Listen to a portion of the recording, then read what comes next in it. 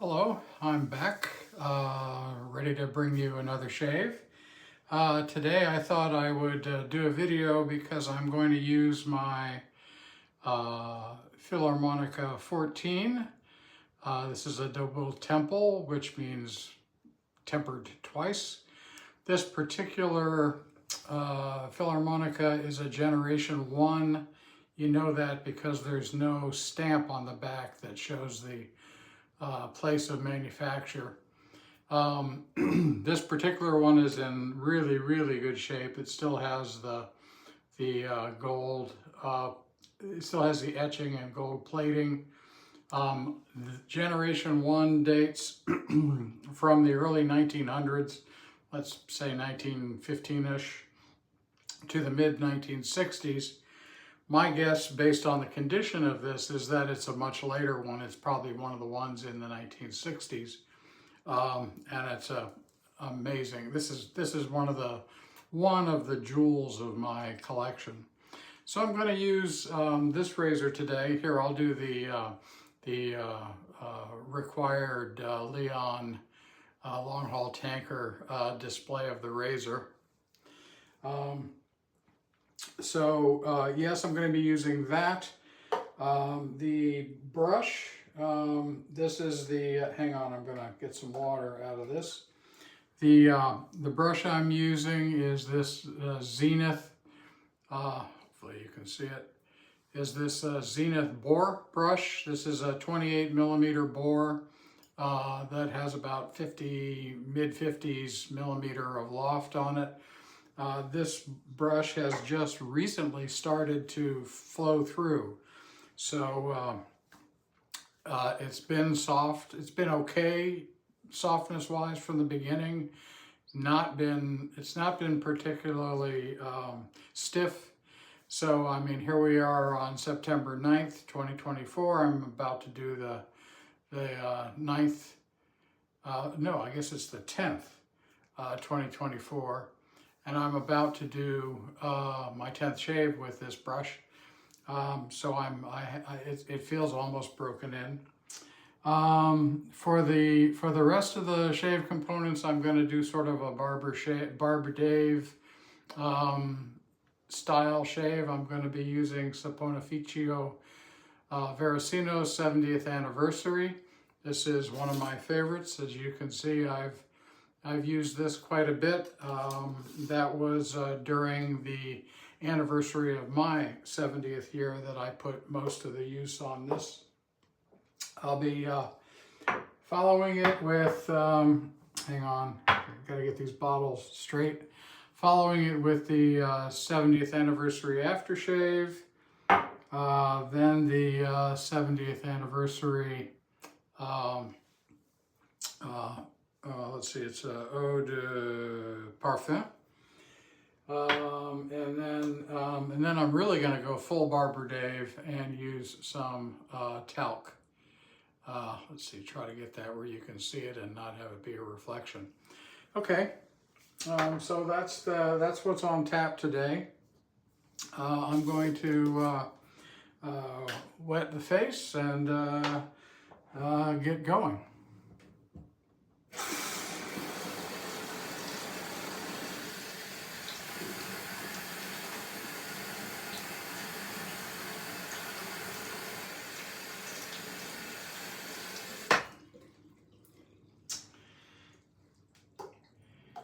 Squeezing enough water so that the brush is wet but not dripping. And now I'm just going to load from the tub as usual.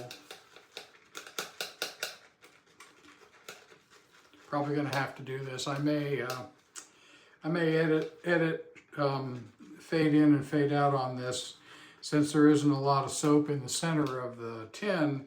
I may have to load a while, but you know, seems to be coming up, so we'll see what's what. Yeah, seems to be coming up pretty well. So perhaps no editing. All right, there's my load. Let's do the people's pre-shave with extra slickness. Boy, that smells good. This is really great stuff, the 70th. I have 4 or 5 Saponificio Varesino soaps, and they are all terrific. But obviously, this one's special to me. I like them all.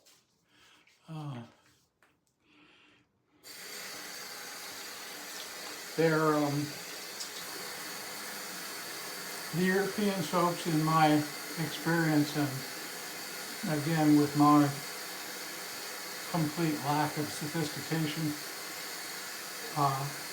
in terms of palate. You know, my fragrance identification is poor. My taste of wine or coffee or even of cigars, I taste stuff, but I have no way to identify what I'm tasting.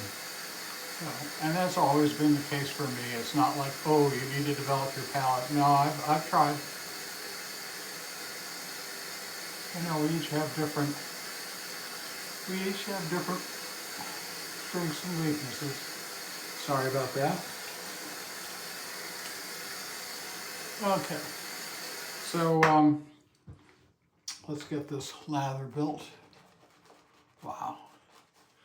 This brush has been, in the last few days, wow. Last few days, this brush has changed leaps and bounds. I mean, next to my green 31 millimeter bore, this one is absolutely fantastic. This is the chubby style handle, which is a little shorter. That doesn't really matter because the brush itself is pretty tall. And the chubby style has a little bit more handle to grab onto. Wow, great lather. The Saponificio, this is the beta 4.3 iteration of this soap base. And it's a vegetal soap base, but it's absolutely fantastic.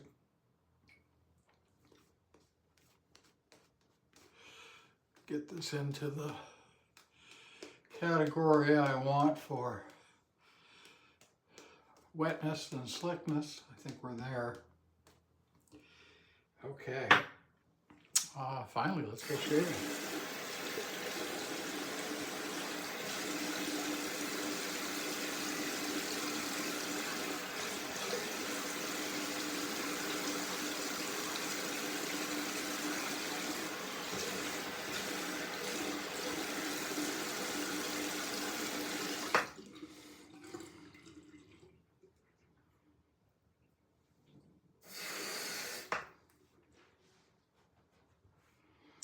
Now, Leon did a video yesterday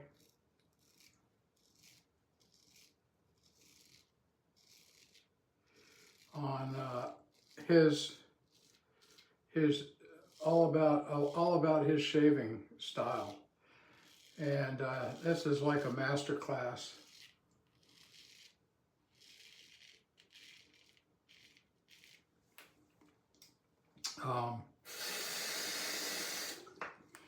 So I thought I would talk a little bit about my ignore the grain idea of shaving.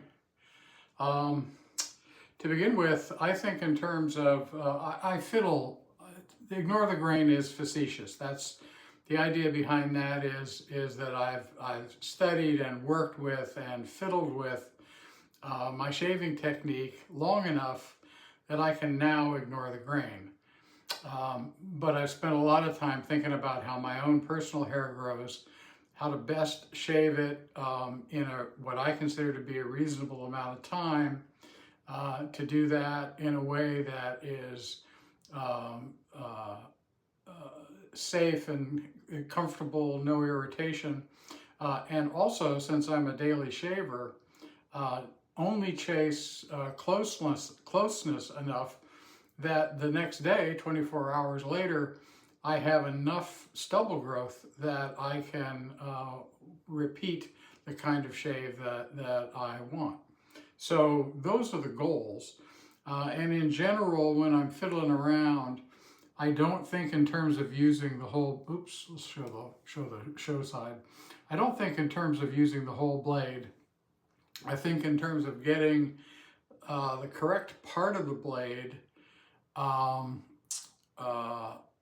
to the piece of or part of my face that I want to get it to. So I think in terms of roll, pitch, and yaw in terms of the blade. And I've done this so long that I probably won't be able to tell you what I'm doing while I'm doing it.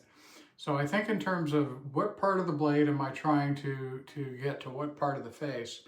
And then I think in terms of shaving as more than just keeping my head still and moving the blade, but I think in terms of moving the head, finding a head angle, again, pitch, yaw, and roll for my head, so that I can get the razor to the right place. And the idea with ignore the grain has to do with the grain, across the grain, and against the grain. To me, that's notional. You know, that's what that's saying is you can get a closer shave if you attack the hair at different angles. So my goal was to try to find a 2-pass shave that would allow me to get as much of a BBS as I want. Not DS BBS, I don't chase that, but I do chase BBS for every shave. I just don't want that DS BBS shave that lasts 10 to 12 hours because then I start worrying that I won't have any stubble the next day. So that's a long explanation for what I'm thinking about when I shave, and let me get back to it.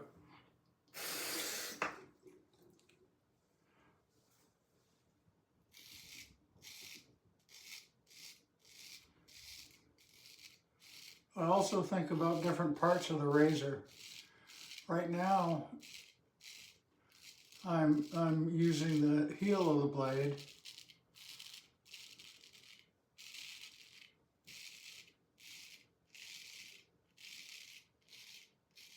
Now I'm thinking about using the toe.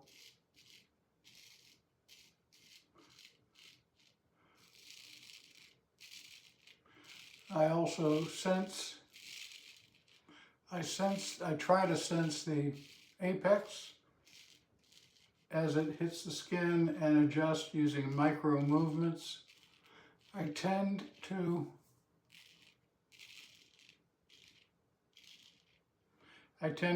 come in steep and then shallow out based on feel.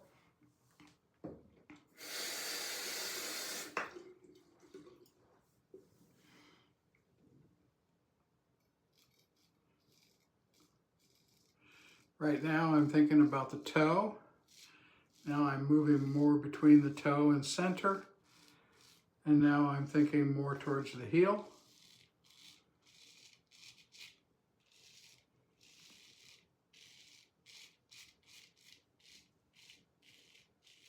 So hopefully you get the idea. You know, this is much more, in my view, this is much more of a dance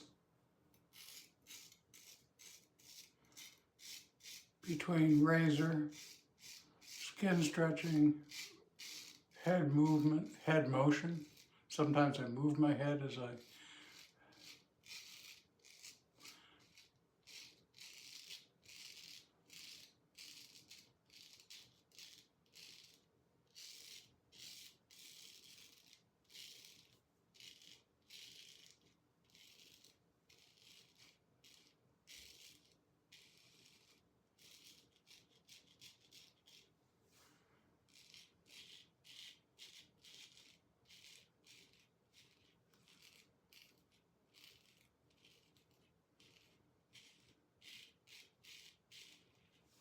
okay,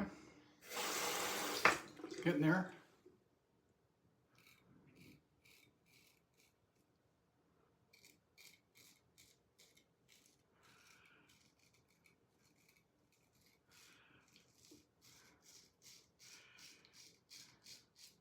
Can't remember if I've done a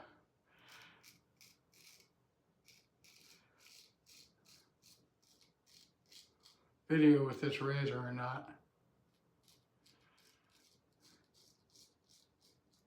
Feels like a J-knot finish.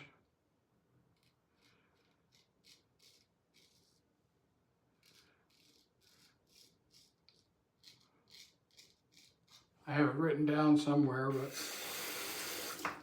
generally I just pick up a razor and shave and just enjoy whatever finish I put on there. I can't say that I have a preference. I find that if you get the apex to almost equivalent keenness, or as keen as the stone will allow, then the differences in texture at the apex are pretty small. And the form of the apex, I think for me, matters a lot. And I do enjoy the feel of the different textures, but I don't dislike one over the other.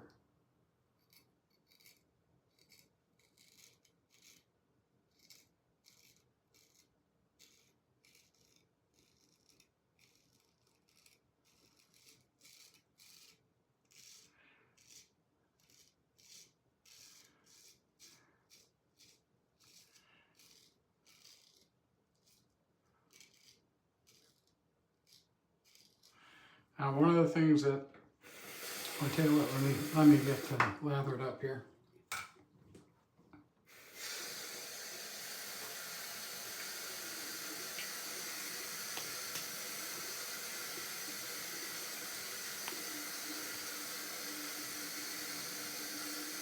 Nice first pass, closeness wise.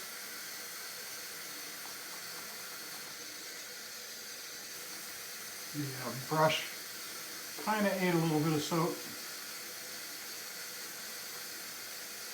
but it could be much worse.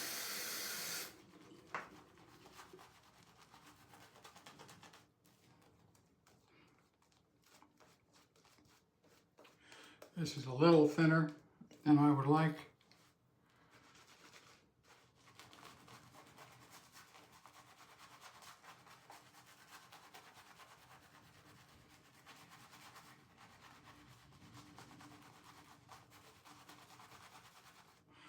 But we can make it work.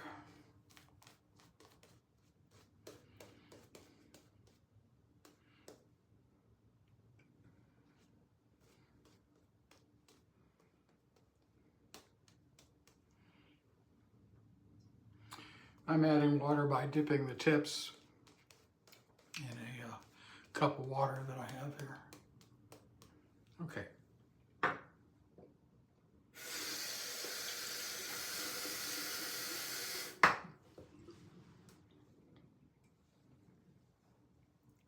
Oh.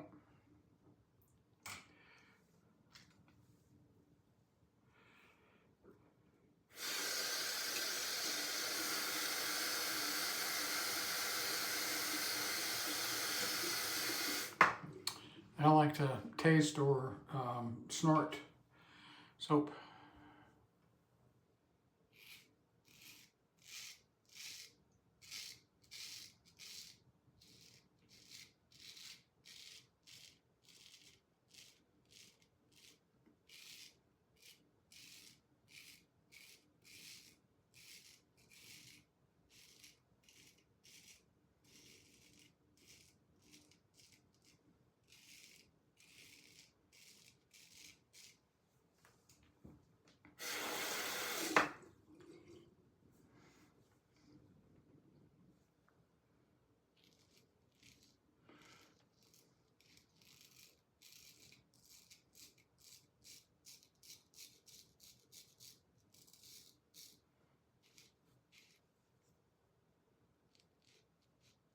Here I'm definitely getting the heel in this area. Now I've moved over more towards the toe.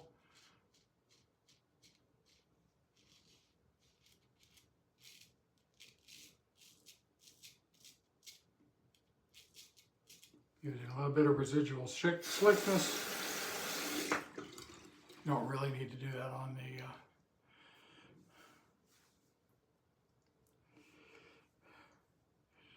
on the cheek. So you can see here, I go in kind of high with a high angle, but then I roll that out. Until it's a low angle, but feels like it's kind of an optimal cutting angle. And that, by the way, brings me to keenness. I think is very important as you get more experience shaving. It's important to learn how to adapt to different edges. You can hang on.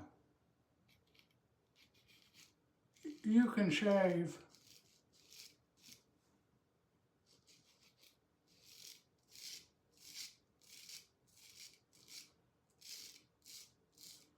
quite well with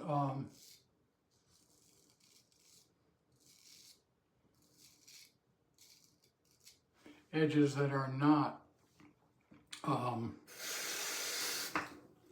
on.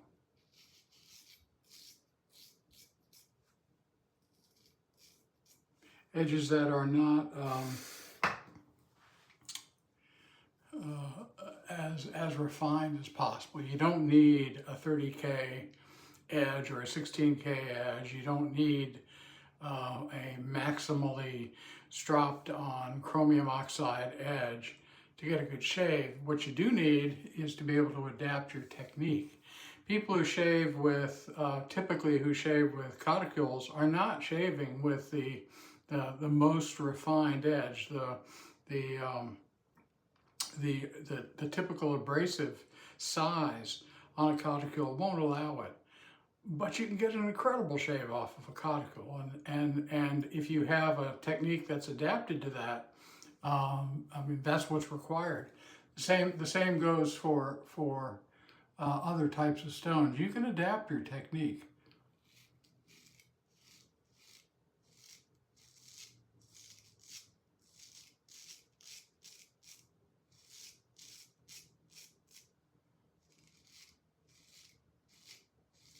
And I have worked on that. My preference is for ultra sharp edges, ultra keen edges. And, you know, that was, for me, a good place to start, and I can still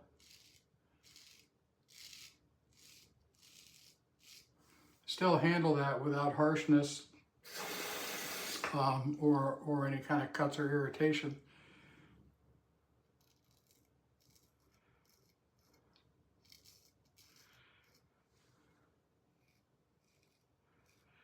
But to really enjoy, especially some of the natural stones and slates and things, they just don't have the ability to refine. And sometimes the steel won't even take that level of refinement. So just learning to adapt your technique is such a helpful skill.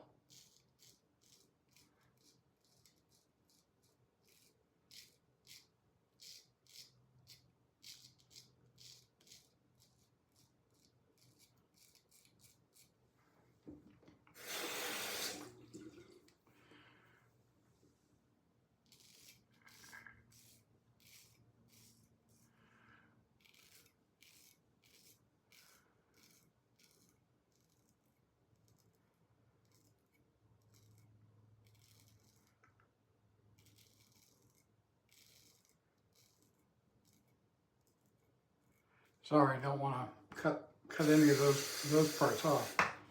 Okay, I'm going to clean up a little bit. I'll probably cut this part out. Yeah, I'll probably cut this part out, clean up a little bit, come back for the finish of the shave. Okay, I'm back. I've done a little bit of cleanup. It's time for the Thayer's Witch Hazel. This time it's the rose petal toner. So let's do that. Put that on.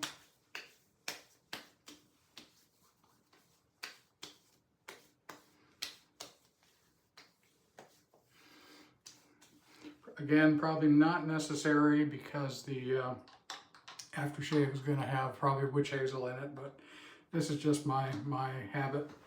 Do a little rinse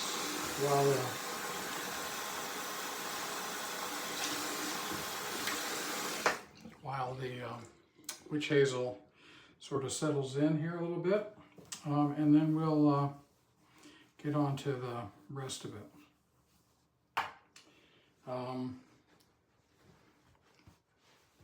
Okay, here's the 70th anniversary aftershave. Shake it up.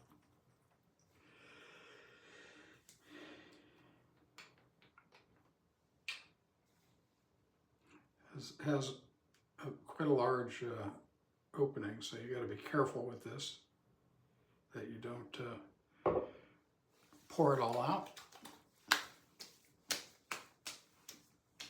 Awesome, just friggin' awesome smell. I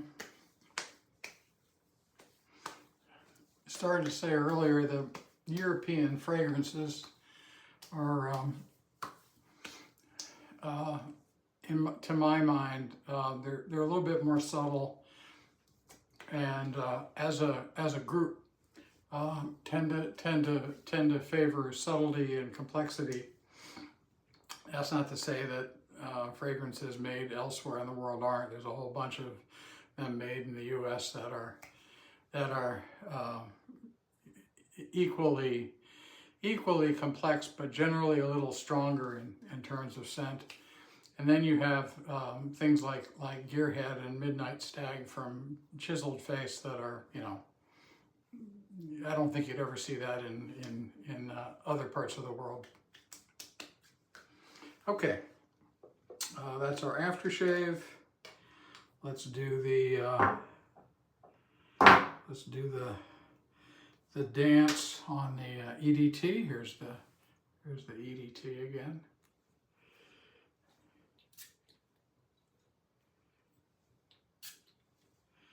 Awesome stuff.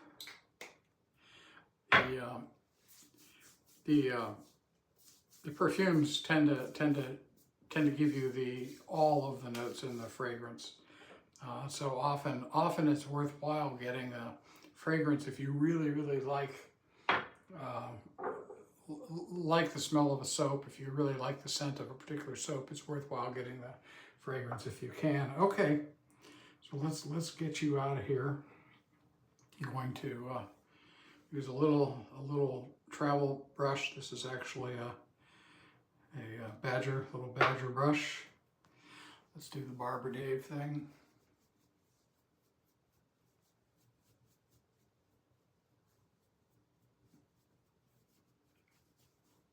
I actually really like talc.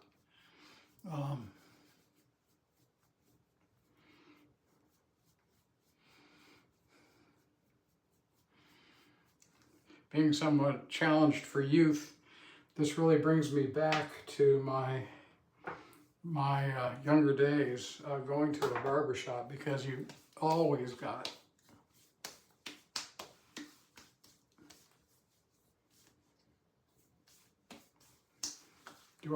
a talc treatment. Okay, kept you long enough. Thank you very much for joining me today, and let me know what you think as usual, and I'll see you in the next one. Bye-bye.